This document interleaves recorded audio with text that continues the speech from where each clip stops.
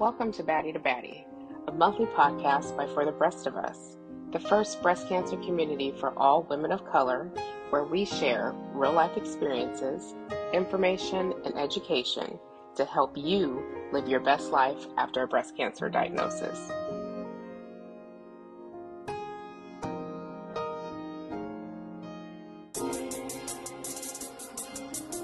Welcome to Baddie.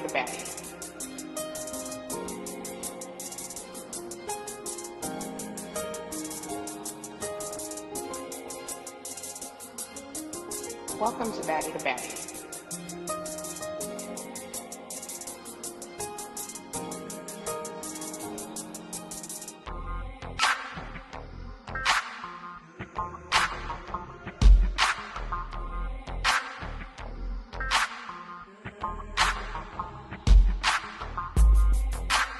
Hey girl, hey.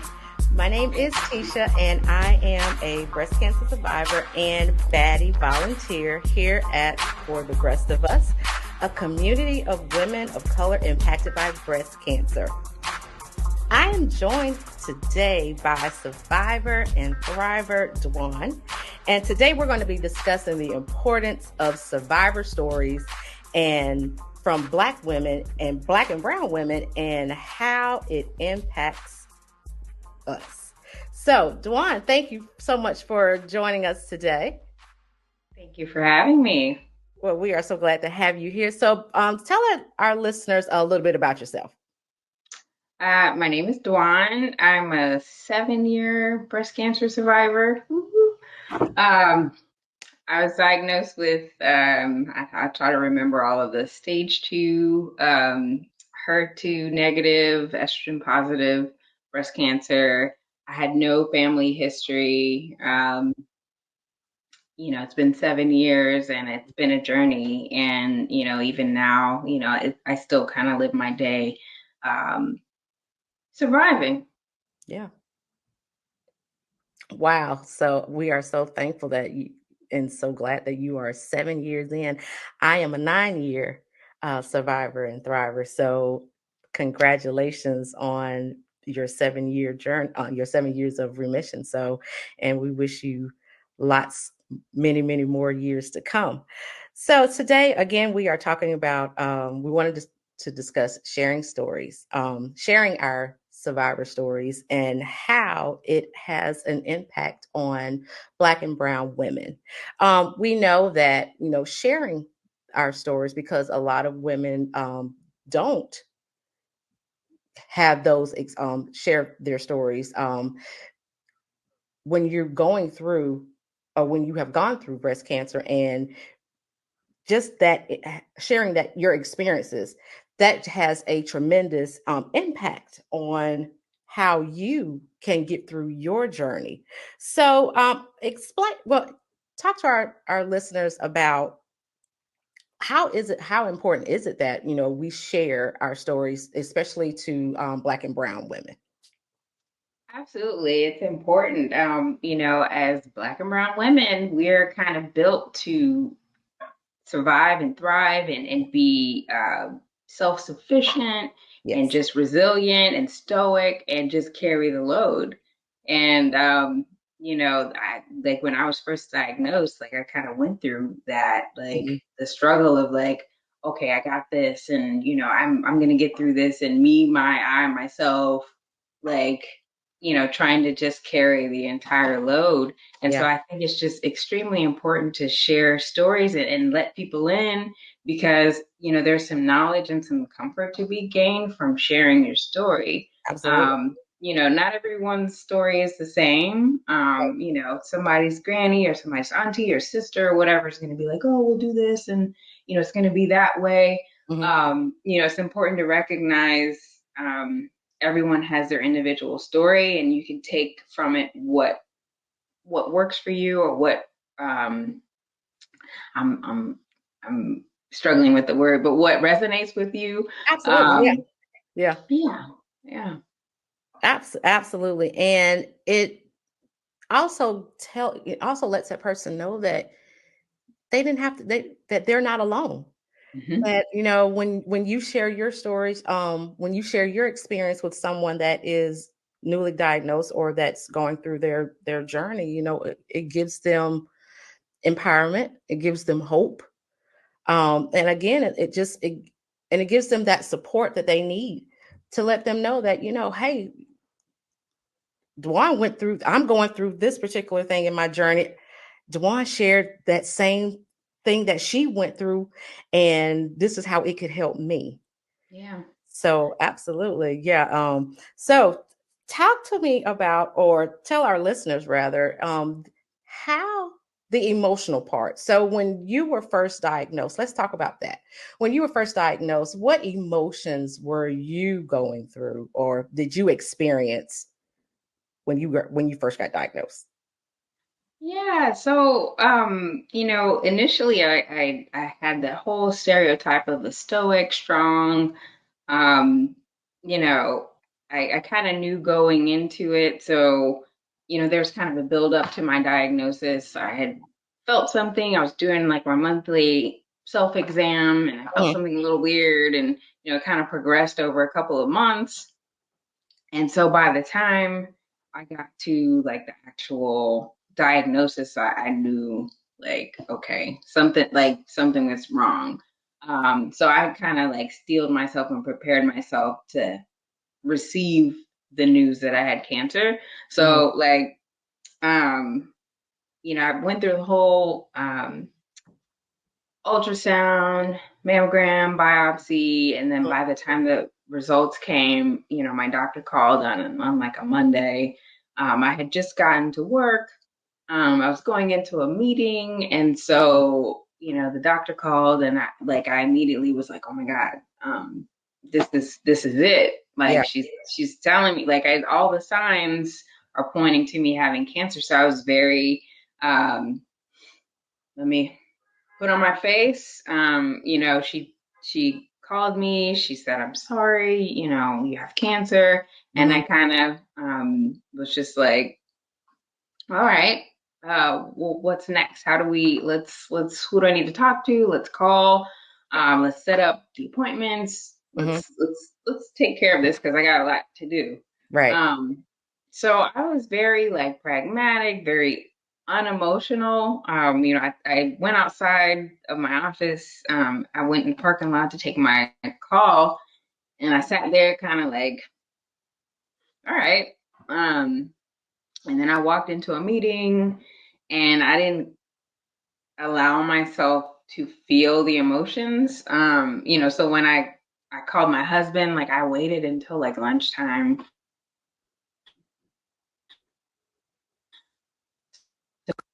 call my husband.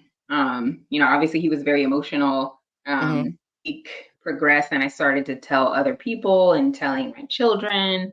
It was still very much like, this is just we're gonna knock this out, like very unemotional. Oh, Okay. it's And for cutting me, out. Okay. I was the total opposite. I know when I got diagnosed, and when I got the news of my diagnosis, for me it was like a punch in the gut, and I went through all of the emotions. I cried, I screamed, but once I got all of that out of my system, and I settled down a little bit, and then I just got to a point where I was like, okay, Tesha, it's time to fight, and it's time to beat this. And I had to get that mindset. I didn't have a it didn't I didn't have a lot of what's the word I'm trying to use? It didn't bother me to share my stories, to share my diagnosis with family and friends at first. Well, at first I didn't want to. I kind of hesitated, but then I was like, you know what? This is bigger than me. I need the support. And so, I didn't, and at that time I didn't have any issues with sharing my diagnosis with my family and friends, and I'm so glad that I did, because with the streaming amount of love and support that I got. So with you you held on. You were just, like you said, you were unemotional, you were headstrong, and you just in the beginning. in the beginning. So talk to me. So when did the emotions start to come into play for you? Yeah, so the reality kind of hit when right after my chemo port was placed. So I went through kind of all the traditional treatments. So I started with chemo, had 6 months of chemo, had surgery, and then I did radiation. But after I had multiple appointments, had got second opinions and all of these things, I had told my immediate family and some friends, and of course, my boss and a couple of coworkers.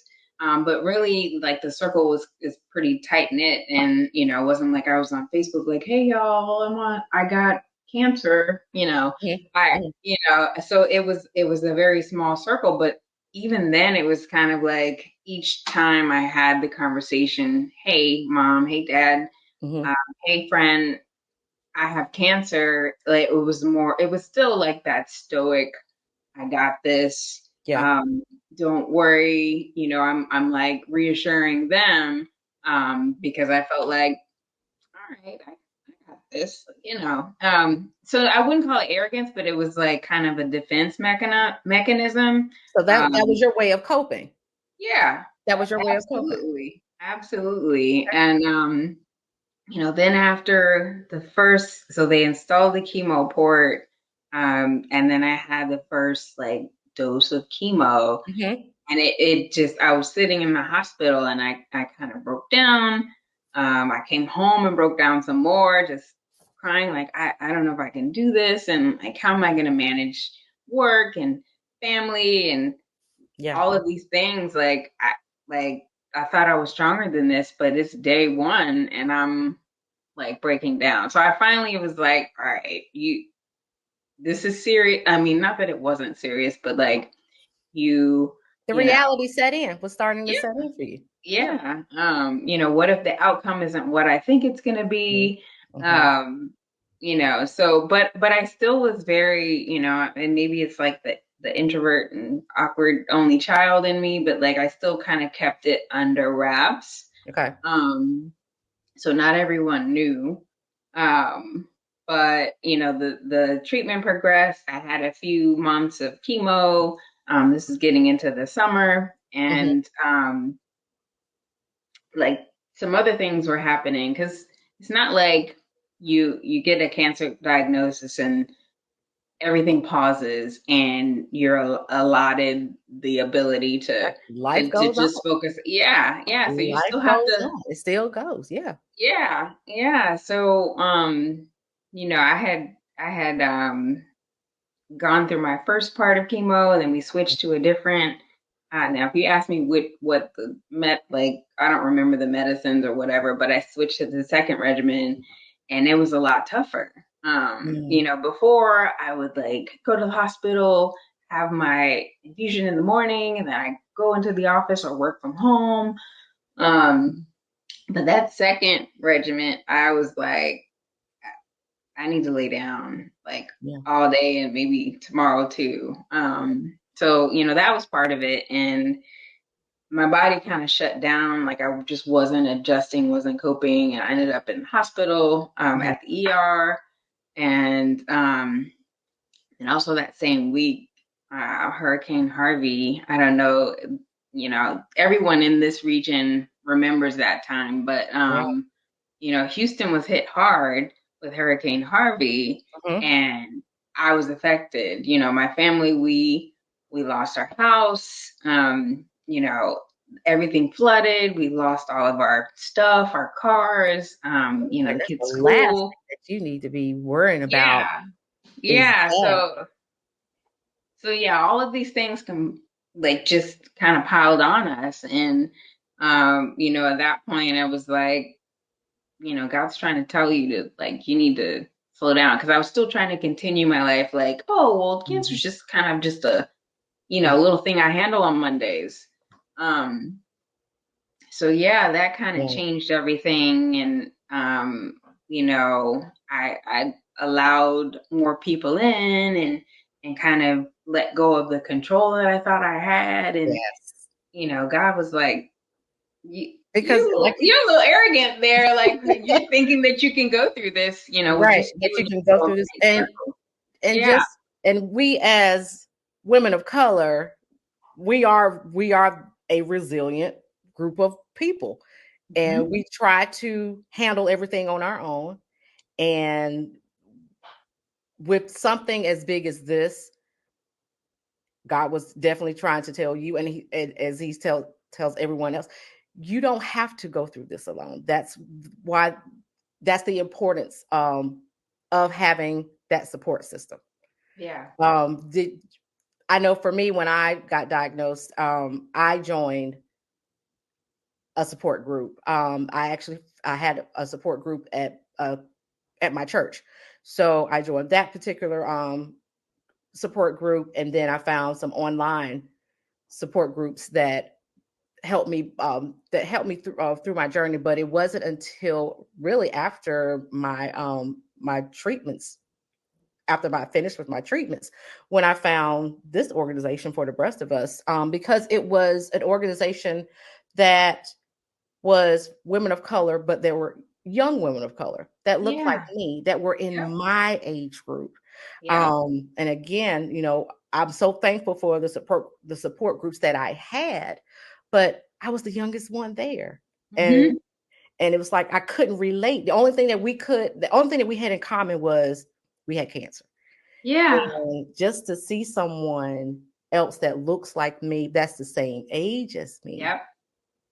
I think That you touched on the key point because yeah, there are support groups and it's like, oh, well, you know, I was 36 at the time, you know, and it's same here. like I was 36 older too when I was or diagnosed. just women of all different backgrounds. And so Exactly. to have kind of like that home base, like someone that looks like you and has been through a similar experience, like couldn't ask for more. Absolutely, absolutely.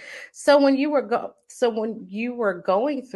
those fears and those anxieties, how did you cope? What were some things that you did that helped you to get through it, or to get past it? Prayer for the most part. You know, it starts with prayer. Absolutely. You know, even though I thought like I could like I'm like praying for God to make me as an individual stronger, but you know, praying to kind of let go of things and release all of the things that I had pent up in the earlier times of my treatment. So prayer, you Mhm. know, making sure that I got individual time with my children, you know, not neglecting them, with my husband. So really, you know, it made my family unit more close knit. Mhm. You know, so making sure that that core was strong and solid. Right. Yeah. Okay. Yeah. I'll tell anybody, therapy was one of the best things that I could have ever done during this during my treatment. I did a lot of because it helped me in so many ways to help me to sort through what I was feeling. And it gave me another opportunity to talk with someone objective. Um, Journaling helped me a lot, and I love to dance. Music was my way of music and laughter. So I would watch movies that make me laugh. I watched old sitcoms that I used to watch long time back in the day, but then I just fell back in love with them. And so my best friends got me a DVD set. So as I was going through my doing my chemo treatments, I would pop in a video and DVD and watch that. So Yeah. those were, some things that really helped me. I had a couple of friends that every week, I had two coworkers, former coworkers rather, that would send me cards every week, and they were just cards that would just make you laugh, and Yeah. they knew exactly what I needed, and just having some sense of normalcy. You know, I would Yeah.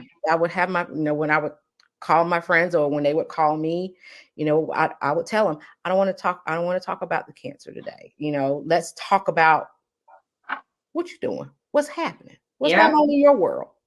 You know, I want normalcy. I want to Yeah. pretend like, you know, that it's not even, that I don't even have it. Let's just have a normal conversation. So you try to make life as normal as possible. And that was one of the things that I did that helped me get through. Yeah. Yeah, the normalcy, that's a great point. You know, kind of, I think the default is, you know, how are you doing and how you feel, like the focus on the cancer and, you know, like the focus on that. But, you know, the ability to have some normalcy, to do normal things with your friends and family. I had a gym buddy who would come and work out with me. Okay.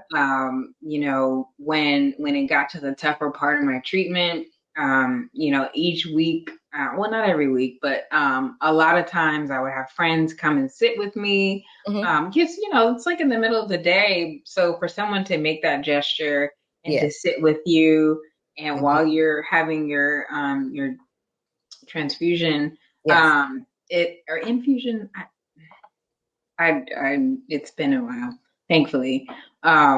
But yeah, while you're in your treatment, having that support in person, which in the Yeah. beginning I was like, I'm leaving here and I'm going to the office. Like no Mm-hmm. one should, not that no one should know about it, but like I'm not gonna make a big deal of it. But Right. again, letting people in and doing some of the normal things, hanging out.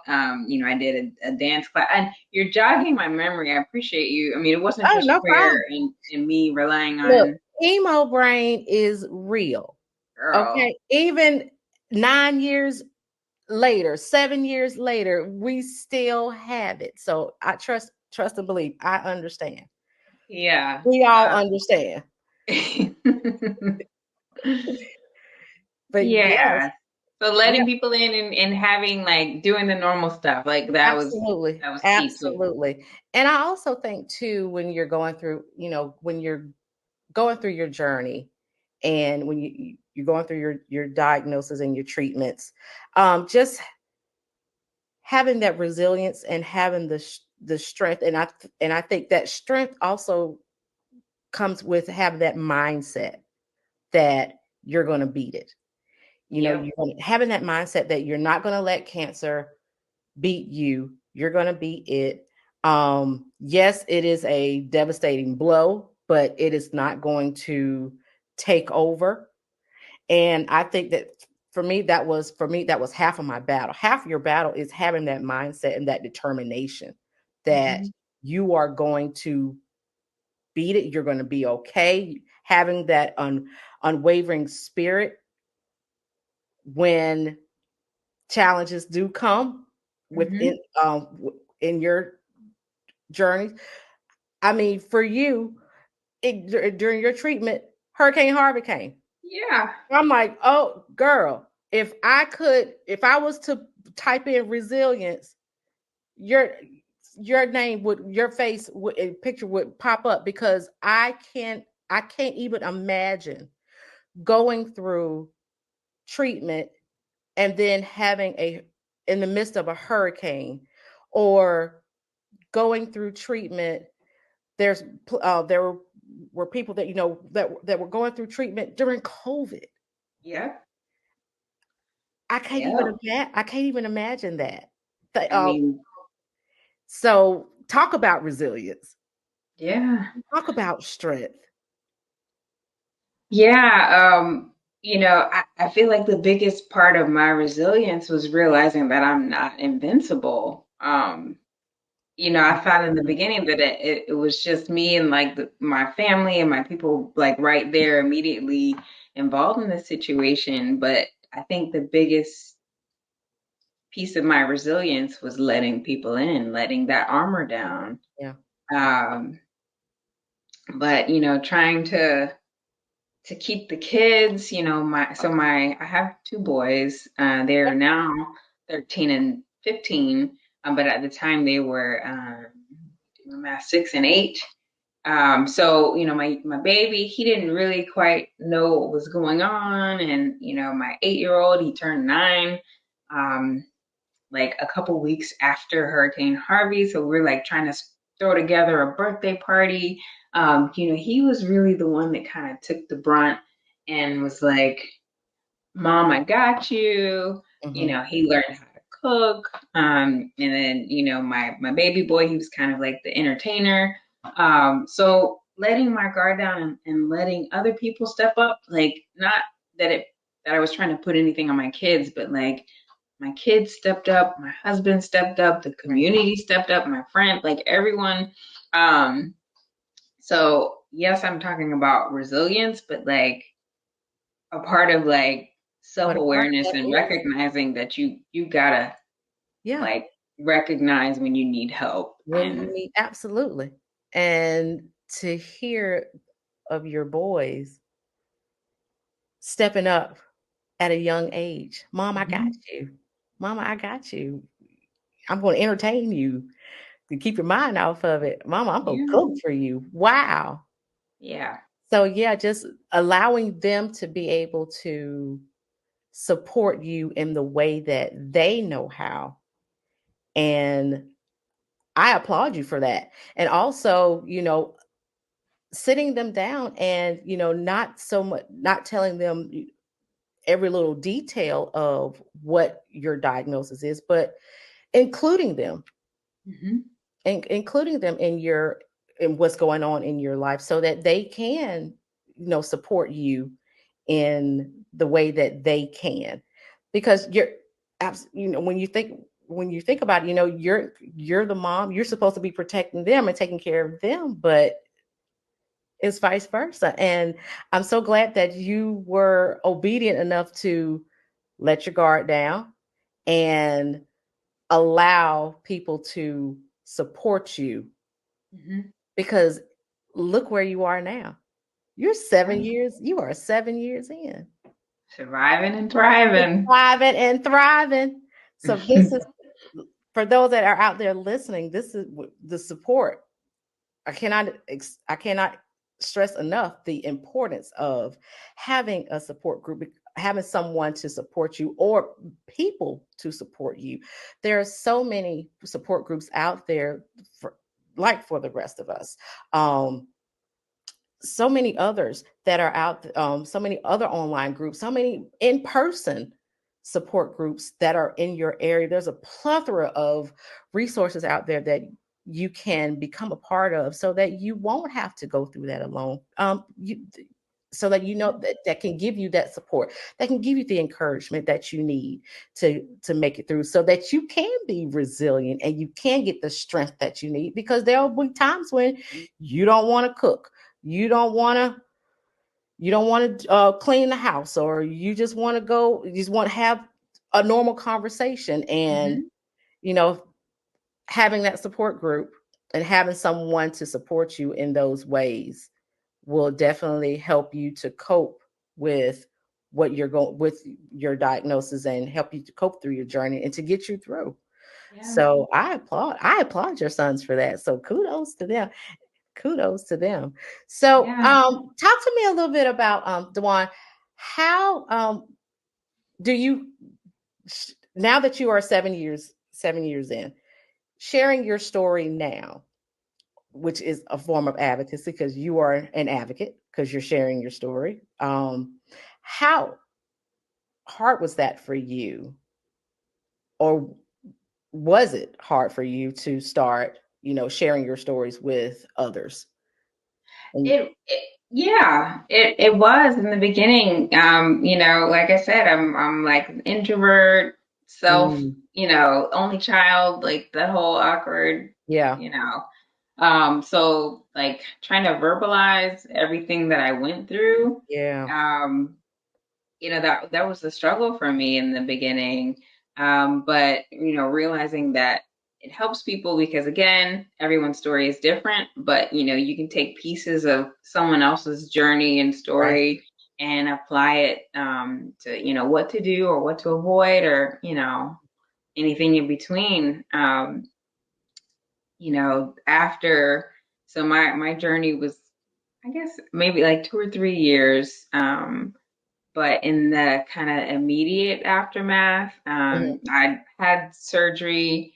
There was like a break where, in between chemo ending, I had like a month-long break, and then I had my surgery, and then I had a month-long break, and then I started radiation. So there was kind of like a 3-month period where there was just kind of this downtime. Yeah. And I was just kind of reeling from, we had finally settled into the place we were going to live temporarily. Like I'm almost at the end of like the imminent treatment. And I was depressed. Like it was,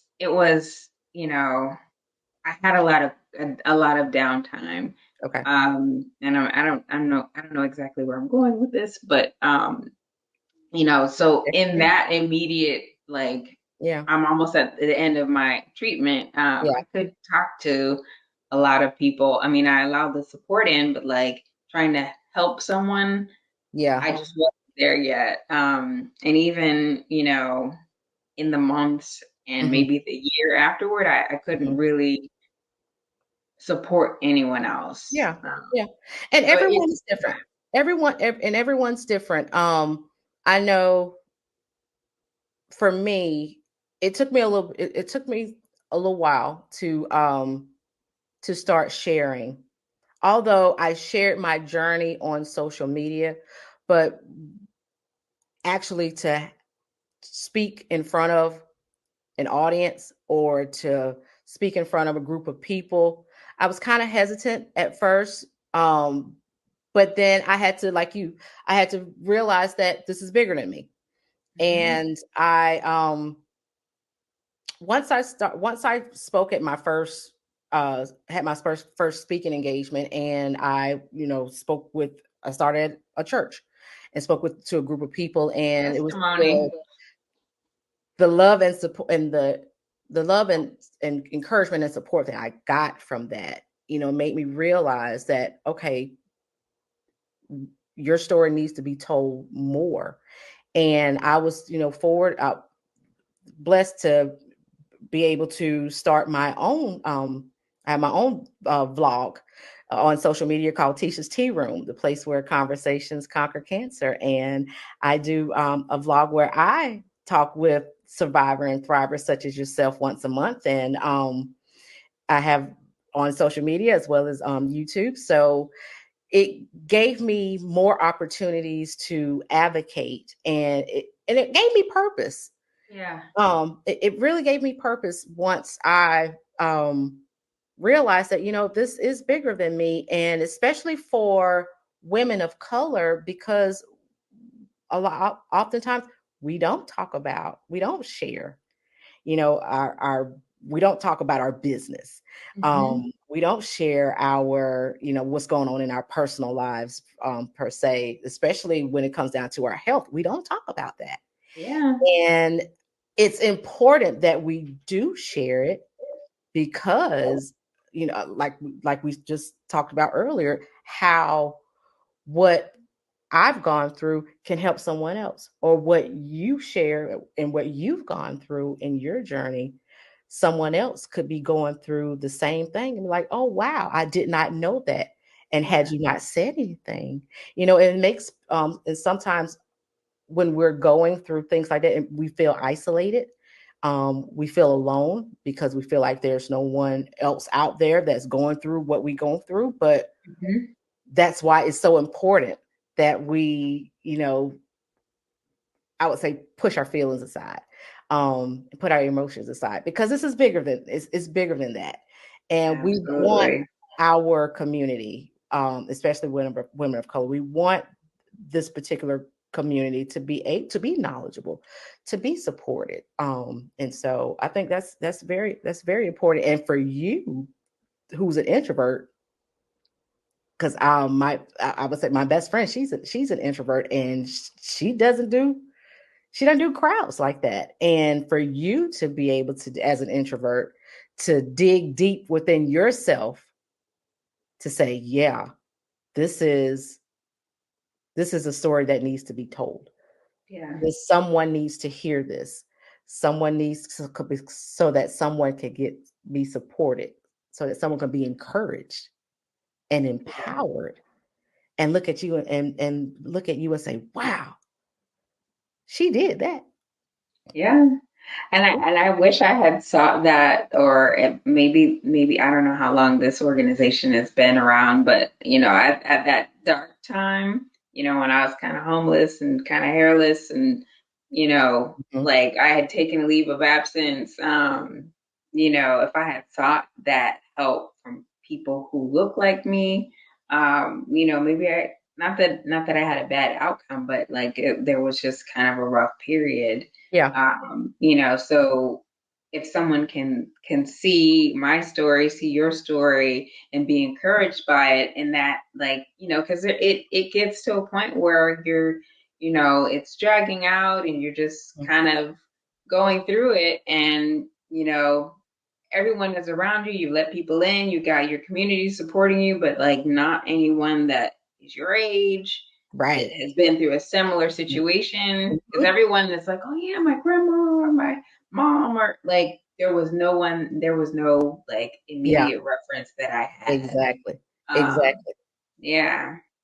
And when you're, and like I said, when you're sharing your stories, and when we're sharing our stories, being young women of color, we're building a sense of community as well, because we don't want the person behind us to feel that isolation of, well, there's no groups out here that look like me, or that's the same age as me, that's going through. But when you have stories like such as yourself, such as my story, and many other women of color, young women of color that are sharing their stories, others that are newly diagnosed, like, oh, there is a community out there for me. I can join this. Yeah. And so, yeah. And so, and I'm so thankful for this group, for the rest of us, and the work that they do, the advocacy work that they do, and building community for young women of color, because it does give those that are, again, newly diagnosed, it gives them that empowerment. It gives them a resource to be able to share and vent and cry and ask questions, and just to know that that you are not alone, and just have a sense of connection, and have a Yeah. sense of community. Yes, And that's what it's you a want. sisterhood that none of it, us, a it sorority we is. didn't pledge Yes, for. we did not plan this. Was definitely a sisterhood that we did not plan to be a part of. But I will say, at the same time, I am so thankful for this sisterhood. I would not trade anything for it. It is a sisterhood that I will cherish and love until I take my last breath. But yes, it is definitely a sisterhood. It is definitely a community that I never thought in a million years that I would be a part of. Yeah. But here we are. Here we are. Resilient. We are strong. We are thriving. Sharing. We are sharing. We are advocating. And we are bridging that gap in the African with women of color, because the sad reality is women of color are get diagnosed at a higher rate Yeah. than our than other communities, and Higher so rate, later stage. later stage, We're yeah, less likely to all of seek that, all treatment. of that. So in order for us to bridge that gap, we have to share. Yeah. We gotta have that sense of community. We gotta come together. We gotta support, and we gotta make ourselves aware, make ourselves knowledgeable of what we can do to prevent it, breast cancer, and also to thrive and survive. Yeah, absolutely. We're advocating, we're spreading awareness, but if you're in the middle of treatment, you've got to advocate for yourself. You have to advocate for If you yourself. want to get that second opinion, if you want a second scan, or you have to speak up and advocate for yourself, because the studies have shown, like, we're not believed, in childbirth and whatever treatments, Right. we're resilient, we're strong. But you gotta see something, feel something, it's not right, speak up for yourself. Absolutely, because you are your biggest and your strongest advocate. So you need to make, as I tell my listeners on Tisha's Tea Room, whenever if they don't hear you, make them hear you. And especially when you're doing those self self checks, those self breast exams each month, or just if you see something different, or if you feel something different, don't hold out. Yeah. Go ahead and get it checked out. Don't wait on it. Don't. And I know with African American, well, with women of color, we like to self medicate. We like to wait and doctor ourselves up. We take care of everybody else except for ourselves. Yep. And we need to start putting ourselves first. We need to start putting our health first. And so I'm just, again, I'm just so grateful for platforms like For the Rest of Us. I'm so grateful for my platform of Tisha's Tea Room, where we create space, April, any safe lasting spaces thoughts? for women of Love on color yourself and love to on your just people. thrive Yeah. Love and on survive yourself and and love on your just people, man. share and Life been connect. It is a lifing. safe space. And so I'm so That thankful. is I'm for so sure. thankful for that. Yeah. And it's Well, important to all also right, understand ladies. too that Episode 1 down. Episode one when down. One you down. are Many, many, many you more are to 7 years go. in, I'm 9 years Yes. in, there Well, is thank you everybody life for listening, and beyond we will cancer. talk to you There's life soon. beyond cancer. There Baddie is. out.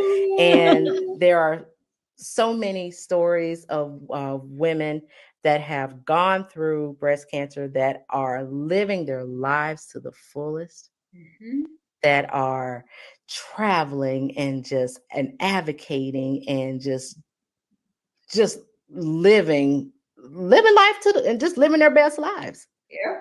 Just living their best lives. So what is one thing that you do? What's one thing that you do to since post diagnosis? What's one thing that you do that how you're living your best life? Yeah. Just kind of that combination of the cancer flood. It placed the importance, or the lack of importance, on, like, the physical things. We lost all of our stuff in our home. Mhm.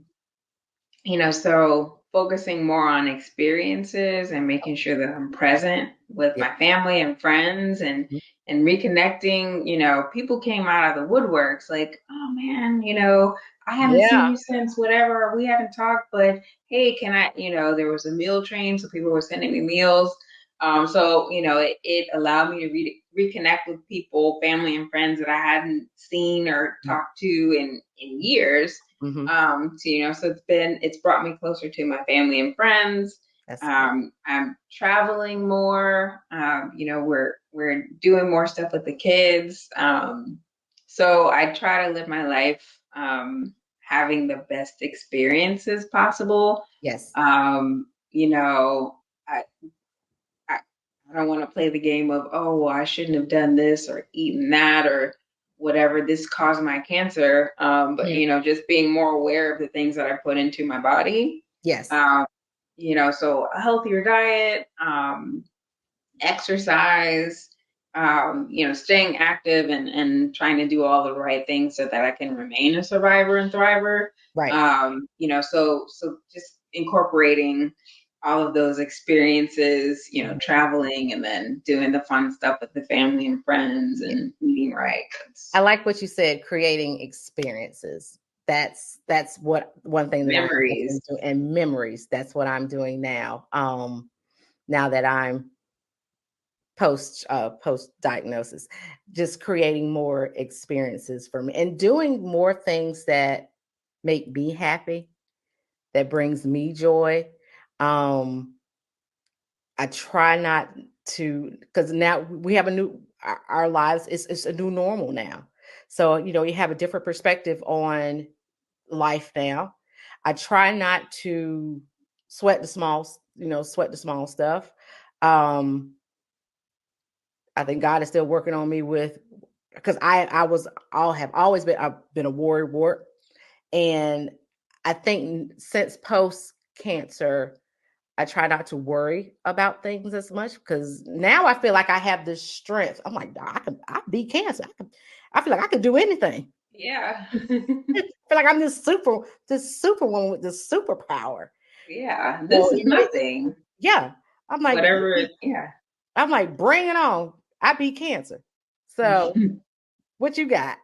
So Yep. it gives you that, when you're going through, and when you've come out on the other side, it does give you that sense of empowerment, because it's like, you did that. Tesha, Yep. you did that. Dwan, you did that. And it just, and like you say, you have a lifestyle change, and you try to do, eat more healthier, you try to exercise, and you become more conscious of things that you weren't conscious of post cancer. So, your senses are more heightened now. Yeah. I know for me, when I take a bath, when I take a shower, I'm checking to see if Yep. there's anything different. And if so, I'm getting on the phone, and I'm calling, or I'm getting a doctor's appointment. I'm going to the doctor and having them check that out. So it's making me more aware now of my body. You It's got to making me take care of you. definitely has to take care of me. I have to take care of me, because yes, we are thriving and surviving. So, Dwan, I want to thank you. Thank you so very much for joining us today. This was a wonderful conversation about sharing our stories, about being resilient, about being empowering, and how sharing our stories can empower women of color, can encourage women of color, and support women of color, and build community. And I want to thank our listeners for tuning in. And I hope that you were blessed like I was blessed today with this conversation. Dwan, do you have any last words that you would like to say? I would just like to say thank you to the organization for the rest of us.